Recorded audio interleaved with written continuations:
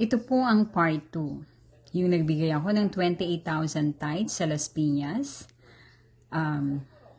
Paborito ko yung pastor doon sa Las Piñas. Si Pastor Frank Beato. And si Sister Cora Beato, his wife. Pareho silang mabait. Sila yung time na na medyo malungkot ako, ay sila yung nandyan palagi at meron kaming Bible study sa Las Piñas. Anyway, alam niyo po mga kapatid, ang pagbibigay ng ikapo, huwag po yun maging sagabal sa buhay niyo. Ang pagbibigay ng tithes na galing sa puso niyo, kapatid, biglaan na lang, may balik ang Panginoon. Pero, ito ang another point, kapatid, my dearest beloved.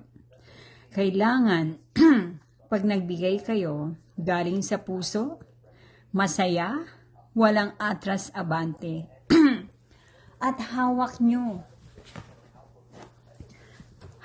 yung sobre na may laman na ibibigay nyo sa Panginoon. Na may laman kung magkano yun, and feel and say, thank you, Jesus. Thank you, Lord. Humiling ka na kung ano yung gusto mong mangyari with the happiness in your heart. Huwag kang humiling na malungkot ka kasi matagal mong matanggap ang blessing. Kailangan humiling ka na masaya ka kasi ang blessing right away. Amen. Praise the Lord. Pag humingi tayo sa Panginoon, kailangan nandun yung saya. Huwag kang malungkot. Kailangan masaya ka. At think about this.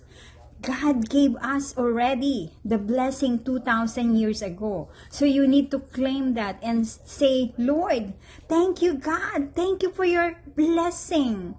At kung ano man yung gusto mong mangyari sa buhay mo, hingin mo na. Kasi karamihan sa nagbibigay ng tithes ay hindi sila humihiling.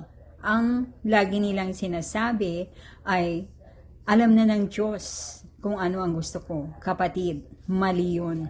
You need to open your mouth. You need to say something. You need to pray because that is our communication to our God. God the Father, God the Son, and God the Holy Spirit mentioned that. Don't forget that, and thank you God for my guardian angel to bless her.